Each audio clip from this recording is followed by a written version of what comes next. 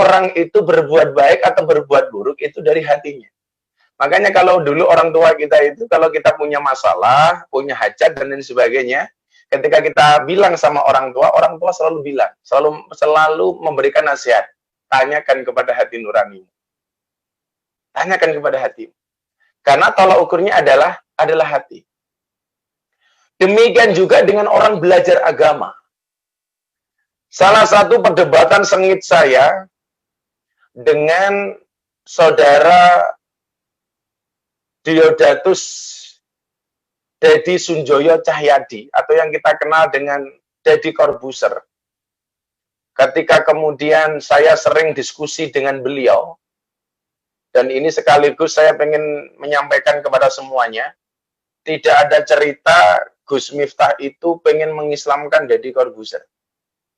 Ini pengen saya sampaikan supaya semuanya tahu bahwa keislaman beliau itu memang benar-benar karena faktor hidayah, bukan karena paksaan dari siapapun, atau karena kepentingan apapun, atau kepentingan apapun. Saat itu, saya bersama beliau sedang melakukan podcast.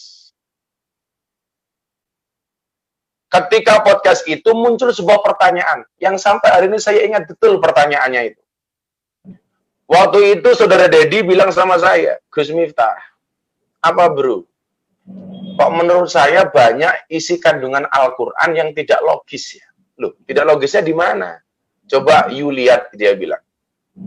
Nabi Ibrahim punya anak satu yang namanya Ismail, disuruh motong lehernya. Ini kan unbelievable. Sama sekali tidak masuk akal, masa logika, dia bilang. Oh ya. Terus apa lagi? Nabi Muhammad diceritakan melakukan peristiwa Isra Mi'raj, Mekah, Palestina, naik ke Sidratul Muntaha. Ini bagi saya unbelievable. Oh ya, apalagi dia bilang. Saya bilang, Nabi Yunus dimakan ikan, tidak meninggal. Dan cerita-cerita itu saya dapatkan dalam Al-Quran. Terus menurut kamu apa lagi? Nabi Isa berjalan di atas air, kalau itu cuma sulapan, itu sulapan gimana? Saya juga bisa. Dan saya ngetes saudara Deddy Corbuzier ini berjalan di atas air pakai trik bisa.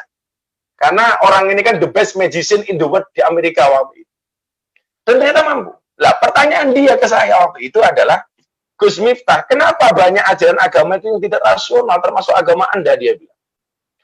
Mendengar pertanyaan ini saya kaget. Karena ini sifatnya kita podcast tanpa konsep, langsung tanya jawab antara saya dengan beliau.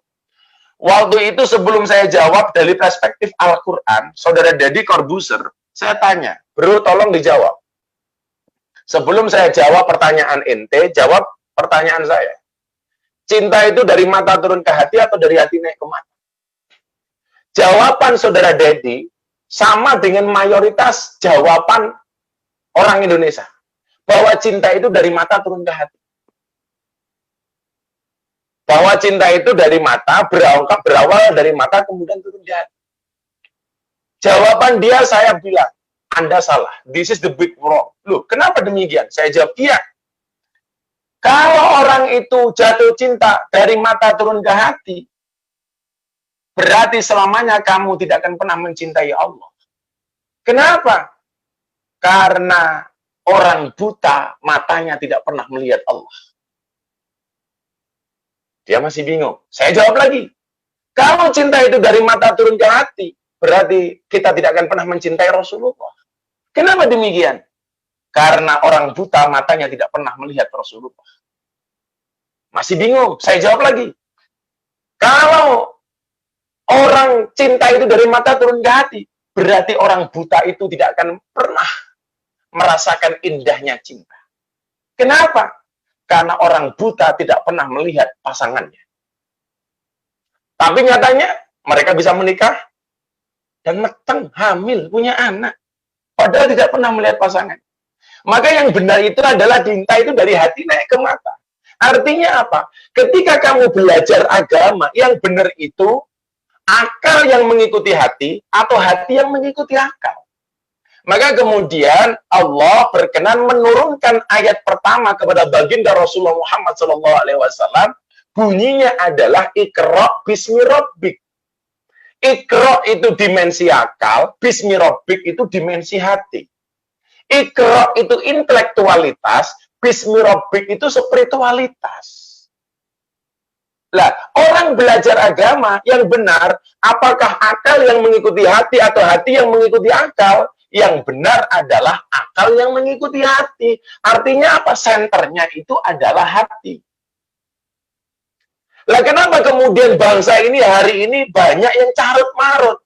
Karena banyak orang yang mengandalkan intelektualitas tapi merupakan spiritualitas. Kalau saya dalam bahasa Jawa sering mengatakan, kenapa sekarang kok jadi begini? Karena oke wong gede ndase tapi cilik atine. Banyak orang yang selalu berbicara intelektualitas tapi melupakan spiritualitas. Padahal intelektualitas itu penting, spiritualitas itu jauh lebih penting. Makanya kalau kemudian hari ini kita mau bicara dengan jujur, orang yang rusak negara itu rata-rata orang cerdas tapi tidak mempunyai spiritualitas. Orang yang akalnya besar tapi hatinya kecil. Kenapa banyak orang yang korupsi? Kan otaknya pinter, tapi ininya tidak main. Hatinya tidak main. Saya ditanya sama santri-santri saya, apa? Itu kok sekarang kenapa sih banyak koruptor? Banyak koruptor di Indonesia itu yang salah satu. Yang salah siapa? Guru TK. Gara-gara masuk TK, kita itu sering dikasih cerita. Ceritanya apa? Kancil nyolong timun. Maka gara-gara masa kecilnya ceritanya kancil nyolong timun, ya begitu dewasa jadi pejabat, pekerjaannya maling kayak kancil gitu. Makanya ini mumpung nuzul Quran ya, barangkali banyak guru-guru yang nonton. Ini tadi saya lihat di akunnya Partai Hanura. Tadi pas live kok yang nonton sedikit. Ini saya share di Facebook saya. Alhamdulillah kok yang nonton langsung sekian kali lipat. Ini Pak Nurholis Ketua Panitia harus terima kasih sama saya. Masa saya ngaji, saya tadi lihat di akun partai kok yang nonton sedikit. Ini saya mohon izin kepada semuanya, saya share di akun pribadi saya. Alhamdulillah tadi yang nonton 80, sekarang hampir 400. Nah, ya, tapi nanti kita pengajiannya nggak panjang, nggak pendek ya, sedang-sedang saja lah. Karena mau panjang mau pendek jatahnya sama ya, sama-sama tidak jelas. Jadi barometernya itu hati gitu. Barometernya hati. Maka kemudian kalau kita belajar agama, maka jadikan hati sebagai pedoman, bukan akal. Iqra bismi rabbik, ada iqra, ada bismi rabbik. Nah, kalau seseorang dikaruniai intelektualitas yang tinggi, tapi tidak didukung dengan spiritualitas yang baik, ya kalau jadi pejabat jadinya koruptor. Pasti koruptor, maling. Mau gak mau. Makanya kecerdasan akal ini harus diimbangi dengan kecerdasan hati. Kecerdasan hati. Maka saya pikir sesuai dengan platformnya, sesuai dengan nama besarnya ya Partai Hanura, Hati Nurani Rakyat, ya kader-kader partai ini ketika berpolitik ini lebih mengedepankan hati dibandingkan akal. Makanya kalau seorang itu berbuat dosa, pasti hatinya tidak nyaman. Rasulullah ketika ditanya, mawal ismu, wahai Rasul, apa sih itu dosa itu? Jawaban Rasulullah adalah al-ismu mahaka bisadrika. Dosa itu adalah satu perbuatan yang ketika kamu lakukan, hatimu tidak merasa nyaman. Nggak ada orang berbuat maksiat itu nyaman. Nggak ada koruptor itu nyaman. Nggak ada kemudian orang-orang itu berbuat buruk kok hatinya nyaman. Pasti tidak nyaman. Sementara sebaliknya ketika Rasulullah Muhammad SAW ditanya, ya Rasulullah, mawal bir, wahai Nabi, kebaikan itu apa? Apa jawaban Rasulullah? Al birru husnul khuluqi. Kebaikan itu adalah akhlak yang baik. Maka disinilah kemudian pentingnya ketika kita ngaji Al-Quran untuk mencari guru. Untuk mencari masyayikh. Karena Al-Quran mengatakan, Fas'alu ahla dzikri in kuntum la ta'lamun. Maka bertanyalah kepada ahli dzikir ketika kamu tidak mengetahui sebuah persoalan.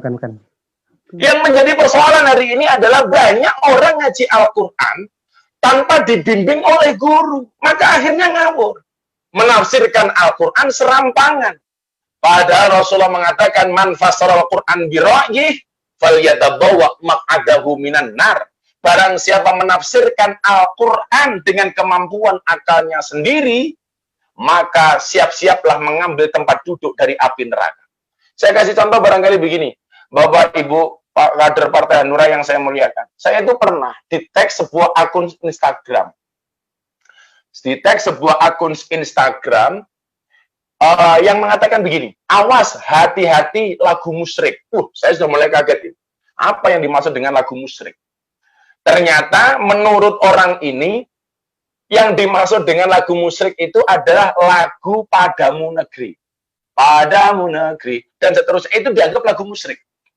Kenapa dia mengatakan lagu ini musyrik? Karena dia mengambil dalil, inna sholati wa nusuki wa mahyaya wa mamati lillahi rabbil alamin. Sesungguhnya hidup dan matiku, ibadahku, saya lakukan semata-mata hanya untuk Tuhanku.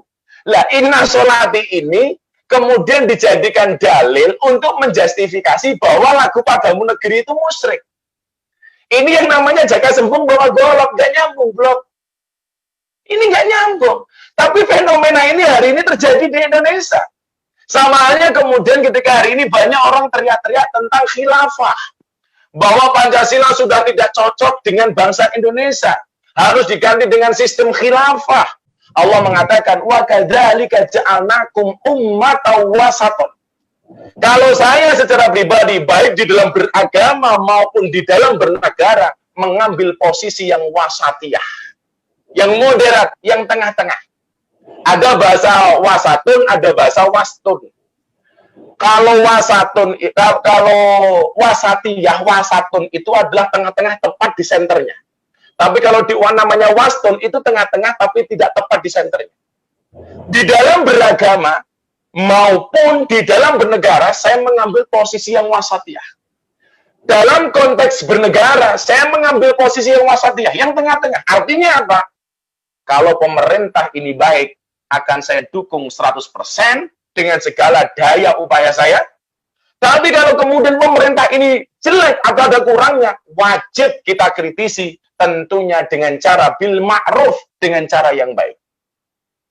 Dengan cara yang baik. Ini yang sekarang susah. Kalau kemudian kita suka, seburuk apapun, ya tetap kita cintai. Kalau kita benci, sebaik apapun tetap kita benci.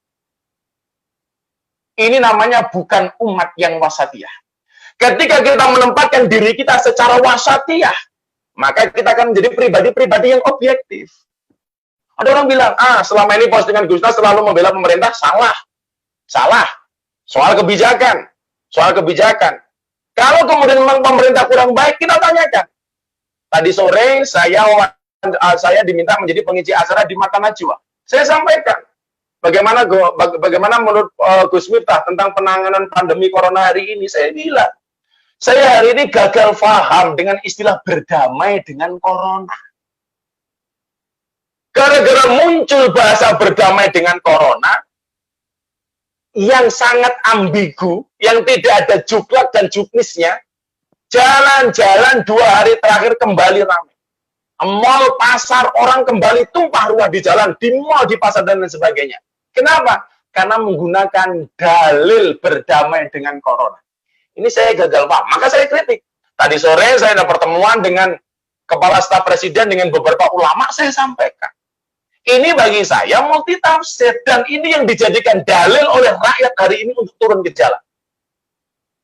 Yang namanya damai, setahu saya yang namanya islah. Itu adalah kesepakatan antara dua pihak. Saya berdamai dengan ketua panitia, Pak Nurholis. Pak Nurholis mau berdamai dengan saya. Ini namanya islah. Kalau saya mau damai, sementara Pak Nurholis tidak mau damai, tidak terjadi yang namanya islah. Kalau kita mau damai, coronanya tidak mau damai. Nah, ini bagaimana dengan istilah corona berdamai dengan corona? Maka disinilah dibutuhkan pemikiran yang wasatiyah. Tentunya dengan cara yang baik. Saya selalu ditanya, boleh nggak kita mengkritik pemerintah? Boleh, demi kebaikan. Tapi kita lihat bagaimana cara mengkritik yang baik. Satu ketika Harun ar-Rasyid, khalifah terkenal, masyhur, didatangi ulama yang keras. Waktu itu sang ulama mengatakan kepada khalifah Harun ar-Rasyid, ini nasihun lak, wahai khalifah, saya akan menasihati Anda. Famusaddidun alaika, tapi mohon maaf, nasihat saya agak keras. Fala tajidanna fi nafsika alayya syai'an. Tolong Anda jangan marah dengan saya. Apa jawaban Khalifah Harun ar-Rasyid? Innallaha ta'ala qad arsala man huwa khairum minka. Sesungguhnya Allah pernah mengutus orang yang lebih hebat daripada Anda. Maksudnya siapa? Harun dan Musa. Ilaman huwa syarrum minni, kepada orang yang lebih jelek dibandingkan saya. Maksudnya siapa? Fir'aun. Apa perintah Allah kepada Harun dan Musa ketika harus berbicara kepada Fir'aun? Allah mengatakan kepada Harun dan Musa, faqula lahu qawlan layyina. Wahai Musa, Harun, berkatalah kamu kepada Fir'aun dengan cara yang lembut, dengan cara yang halus. Artinya apa? Kalau kemudian hari ini orang memaki pemerintah dengan sebegitunya, pertanyaan saya, apakah Presiden Jokowi itu lebih hina dibandingkan Fir'aun?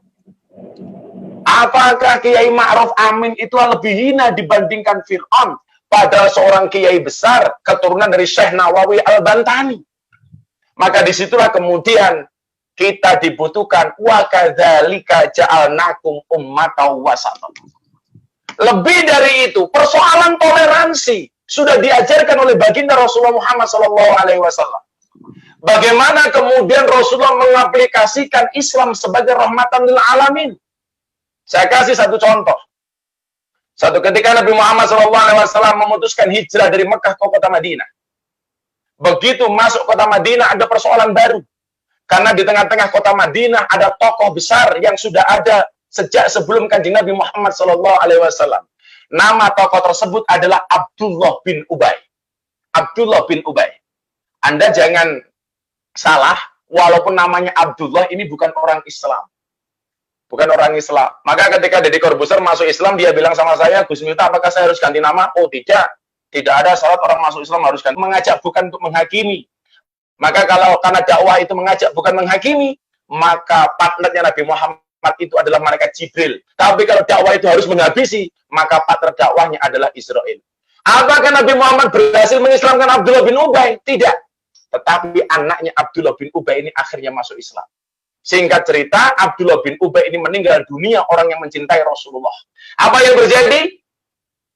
Apakah yang terjadi? Anaknya Abdullah bin Ubay matur kepada Kanjeng Nabi. Kanjeng Nabi, bapak saya meninggal. Orang yang memusuhi Anda telah meninggal dunia. Mau enggak engkau takziah kepada bapak saya? Layat kepada jenazah bapak saya. Apa jawaban Nabi Muhammad SAW? Oke, saya akan datang. Begitu nyampe rumah Abdullah bin Ubay, anaknya bilang, Kanjeng Nabi, boleh nggak saya minta jubahmu? Untuk apa, wahai saudara? Dia menjawab, jubah ini akan saya jadikan kain kafan bapakku. Karena anak ini barangkali mikir, kalau bapaknya Abdullah bin Ubay dikasih kain kafan, jubahnya Kanjeng Nabi tidak akan ditanya sama malaikat Munkar Nakir. Makanya besok Pak Nurholis kalau di alam kubur tidak mau ditanya Munkar Nakir, gampang lah, saya sarankan. Kain kafan warnanya hijau. Pasti nggak ditanya sama Munkar Nakir, karena dikira lontong. Lontong. Akhirnya apa yang terjadi? Kanjeng Nabi memberikan jubahnya. Tidak berhenti sampai di situ. Anaknya matur lagi. Kanjeng Nabi, mau nggak engkau mensolatkan jenazah bapak saya? Waktu itu belum ada larangan mensolatkan jenazah orang kafir. Hampir saja Kanjeng Nabi mensolatkan jenazah Abdullah bin Ubay. Sesaat sebelum Kanjeng Nabi sholat, turunlah satu ayat di dalam surat At-Taubah ayat 84. Wala tusalli ala ahadim minhum mata abadan wala takum ala qabri. Dan janganlah sekali-kali kamu Muhammad mendoakan, mensolatkan orang yang mati salah satu di antara mereka, dan janganlah kamu berdiri di atas makamnya. Ini toleransi yang diajarkan oleh baginda Rasulullah Muhammad SAW. Sehingga ketika Nabi Muhammad datang ke pemakaman Abdullah bin Ubay, keluarga besar Abdullah bin Ubay semuanya terperanjat. Maka setelah meninggalnya Abdullah bin Ubay, keluarga Abdullah bin Ubay berbondong-bondong masuk Islam. Kenapa? Karena kelembutan cara dakwah Nabi Muhammad SAW. Sehingga kemudian apa? Beliau dicintai baik oleh umatnya maupun orang-orang yang memusuhinya. Artinya, kalau kemudian spirit Al-Quran ini kita jadikan dasar untuk mempersatukan anak bangsa, sangatlah sesuai dengan konteks Al-Quran. Wa'tasimu bihablillahi jami'an wa la tafarraqu. Dan yang perlu kita ingat, la tadkhuluna jannata hatta tu'minu. Sekali-kali kamu tidak akan masuk surga sehingga kamu beriman, wala tu'minuna hatta tahabu. Dan kamu belum dikatakan beriman sehingga kamu mempunyai rasa cinta dan kasih sayang. Cinta kepada siapa? Cinta kepada semuanya. Ini pula yang dicontohkan oleh Nabi Ibrahim alaihissalam ketika berbicara soal persatuan. Salah satu ciri dan karakteristik Nabi Ibrahim adalah beliau senang traktir orang. Beliau sering cari orang untuk diajak makan. Nah, inilah bedanya dengan kita. Kalau Nabi Ibrahim senang nyari teman untuk diajak makan, sama dengan kita. Senang nyari teman untuk minta ditraktir makan. Satu ketika Nabi Ibrahim masak sangat banyak. Prasmanan di rumahnya. Orang-orang yang hilir mudik dipanggil oleh Nabi Ibrahim alaihissalam. Siapapun yang mau makan, silakan datang. Anehnya, sebelum makan ditanya oleh Ibrahim, kamu nyembah siapa? Ketika orang ini menjawab, saya menyembah Tuhan sebagaimana Tuhan yang kau sembah, wahai Ibrahim. Yuk, kamu makan. Ada orang lagi datang, kamu nyembah siapa? Saya sesembahanku sama dengan sesembahanmu, wahai Ibrahim. Yuk, kita makan. Sampai ada orang ditanya, engkau menyembah siapa? Sorry Ibrahim, saya menyembah Tuhan yang berbeda dengan sesembahanmu. Waktu itu Nabi Ibrahim ada khilaf, dia mengatakan, kamu gak boleh ikut makan. Kenapa? Karena Tuhan kita beda. Begitu orang ini pergi, Nabi Ibrahim alaihissalam ditegur oleh Allah Ta'ala. Ibrahim, kenapa orang tersebut gak jadi ikut makan? Dijawab oleh Ibrahim, karena sesembahannya beda dengan aku. Aku menyembah engkau, sementara dia menyembah yang lain, wahai Tuhan. Apa jawaban Allah kepada Nabi Ibrahim? Ibrahim, orang yang baik itu adalah hambaku. Orang yang jelek juga hambaku. Orang yang baik aku kasih rizki. Orang yang jelek aku kasih rizki. Yang nyembah aku kasih rizki. Yang tidak nyembah aku kasih rizki. Lah kamu Ibrahim hanya sekedar membagi titipanku. Masa kebanyakan syarat? Kamu panggil dia, kamu ajak makan. Walaupun dia juga tidak menyembah aku. Ini adalah ajaran bahwa kita harus baik kepada semuanya. Baik yang seagama dengan kita, maupun yang tidak seagama dengan kita. Dalam konteks